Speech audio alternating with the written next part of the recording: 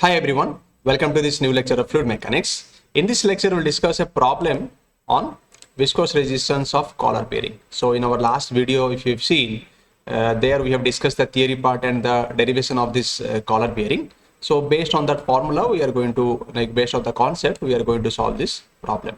Okay, so for this, the question is given, a collar bearing having external and internal diameters 150 mm and 100 mm respectively is used to take a thrust of a shaft. An oil film of thickness is 0.2 mm and viscosity 0.91 poise is maintained between the collar surface and the bearing. Find the power lost in overcoming the viscous resistance of oil when the shaft is running with at a RPM of 300. So this is the question given, and what we need to find out? We need to find out the power lost in overcoming the viscous resistance. Okay. So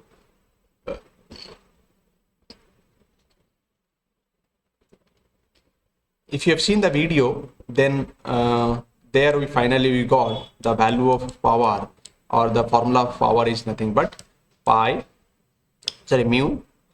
pi q then n square by 60 into 30t and bracket start r to the power 4 minus r1 to the power 4, this much watt. So this was the formula to find out this for this collar bearing. Okay, if you remember that diagram, so the shaft is like, it is like this. Okay, and the collar part is, it is to placed here like this, and the bearing part is to like this. Okay, so this was the gap between this collar surface and the bearing. Also, this was the gap between shaft and the bearing part, and in between oil film is given here. Okay, yeah.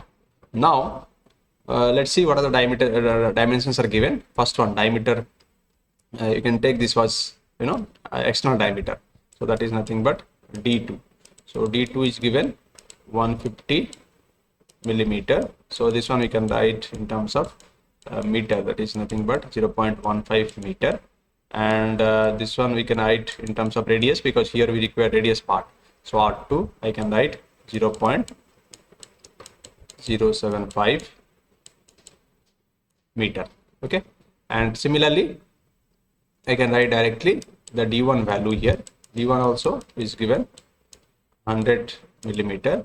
So this one similarly we can write 0.1 meter, and R1 we can write 0.05 meter. And next dimension is given the oil film thickness. This is the oil film thickness, that is nothing but T. T is given 0.25 millimeter. So this one also we can convert into meter, 0.00025 meter. Okay, and next the viscosity is given, mu is given 0.91 poise. So this one also you can write in terms of meter. So this is nothing but 0.091 Newton second per meter square. Just to divide 10 in that, so you'll get this equation. Now next is speed of that is given in rpm. So this one also you can write, this is 300 rpm. So if you see in this equation, what are the things are required? Mu value given, pi we know, then n square, that means speed also given, then t value, this is t is given, r2 r1 also given. So simple, so very simple. So just write this equation. Again, just write down all this value here, that is nothing but 0.091 into pi to the power q, again 300, this is 300 square divided by 60 into 30 t. So t is nothing but 0.00025, and this is square bracket start r2 to the power 4. So this is nothing but 0.075 to the power 4 minus 0.05 to the power 4. Okay, this much watt is there. Now, so let's start this calculation with the help of this calculator. So yeah, so I'll go one by one. So let's write down. This is the square of, no, we can consider x to the power y, otherwise this is 0, let it, that is nothing but 0. Which one? 0.75,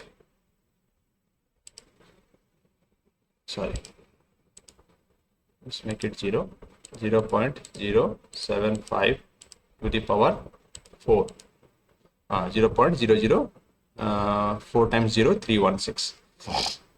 So here we can write square bracket start 0.4 times 0, 316, I hope.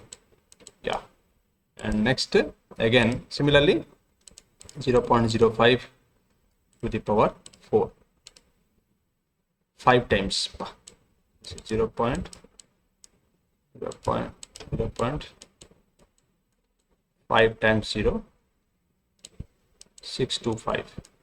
Okay, so these things we got. Now next things what I'll do, I'll just write again pi to the power 4 just to make it 0, this one to the power 4, 97.4, and this is again we can write 300 to the power square, 90,000 divided by 60 into 30 into 0.00025. So now again we'll do one thing, just we'll go for multiplication. 0.091 multiply 97.4, yeah, divided by 60, again divided by 30, again divided by 0.00025. So 17,72,680. Again we are going to multiply this.